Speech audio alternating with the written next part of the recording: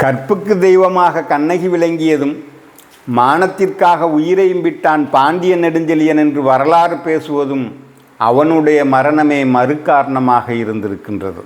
இப்படி நடந்து முடிந்த, நடைபெற்று கொண்டிருக்கின்ற, நடக்க இருக்கின்ற ஏராளமான வரலாறுகளுக்குள் உண்மைகளுக்கும் பொய்களுக்கும், உயர்வுகளுக்கும் தாழ்வுகளுக்கும், நன்மைகளுக்கும் தீமைகளுக்கும், விருப்புகளுக்கும் வெறுப்புகளுக்கும், பிறப்புகளுக்கும் இறப்புகளுக்கும் இடைப்பட்டுள்ள கால அவகாச வாழ்வியல் மனிதன் எதை மறுத்து கொண்டிருக்கின்றான்?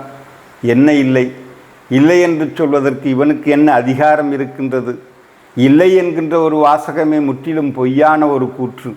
இருக்கப்பட்ட ஒன்றிலிருந்து பிறப்பிக்கப்பட்ட ஒன்றுதான் இல்லை என்கின்ற ஒரு வாசகம். எங்கே இல்லை? யாருக்கு இல்லை? ஏன் இல்லை என்பதிலே பேதங்கள் இருக்கின்றன. எனவே இல்லை என்கின்ற மன உணர்வுகளினுடைய எண்ணங்களை எடுத்து இடம் மாற்றி வைத்துவிட்டு எண்ணற்ற கோடி உயிர்க்கூட்டங்களை சுமந்து கொண்டு சதா சர்வகாலமும் சுற்றி பறந்து கொண்டிருக்கின்ற பூமியினுடைய முதல் தோற்றத்தில் எது இருந்தது என்கின்ற யூகத்திற்கு வர வேண்டும் மனிதன். விண், மண், நீர், நெருப்பு, காற்று என்கின்ற பூதாகார இயக்கங்களின் வேதியியல் மாற்றங்களால் அணு கூட்டங்களின் ஒளி அலைகளை தவிர நீண்ட நெடுங்காலமாக நிசப்தத்தில் இருந்தது பூமி. கதிரவன் சேவலின் கூவலுக்கு காத்து கிடந்தான். காற்று மரங்களை தேடின, கடல் மீன்களை தேடியது, மலைகளும் மண்ணும் உயிர்களை தேடின, நிலவும் தென்றலும் மலர்களை தேடி அலைந்தன. இரவையும் பகலையும் தவிர வரவும் இல்லை, செலவும் இல்லை, உறவும் இல்லை, பிரிவும் இல்லை, உண்மையும் பொய்யும், உயர்வும் தாழ்வும், நன்மையும் இல்லை, தீமையும் இல்லை, விருப்பும் இல்லை, வெறுப்பும் இல்லை, பிறப்பில்லை என்பதால் இறப்பும் இல்லை.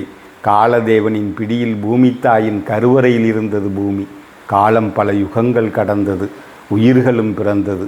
ஒன்றுக்கொன்று, ஒன்றுக்குள் ஒன்று, ஒன்றுக்காக ஒன்று, ஒன்றிலிருந்து ஒன்று, ஒன்றின் மேல் ஒன்று என்கின்ற அணுக்கூட்டங்களின் சேர்க்கையால் உருவ அமைப்பை பெற்ற உயிர்க்கூட்டங்கள் 5 நிலை அறிவின் சுழற்சிவட்ட பாதையில் 6வது அறிவின் சாராம்சத்தை நோக்கி உலகத்தில் உள்ள ஒட்டுமொத்தமான உயிர்க்கூட்டங்களின் பரிணாம வளர்ச்சியே முதல் மிருக மனிதனாவான். மீண்டும் தொடர்வோம். இந்த எளியவன் சிற்றறிவால் எடுத்துரைத்த ஜீவாதார உயிரோட்டங்களுக்கு செவிசாய்த்து உண்மை நிலைதனை உணர உயர்ந்தோன் தாழ்வணங்கிய நாமங்கள் கோடானு கோடி சமர்ப்பணம். சமர்ப்பணம். கிருஷ்ணார்ப்பணம்.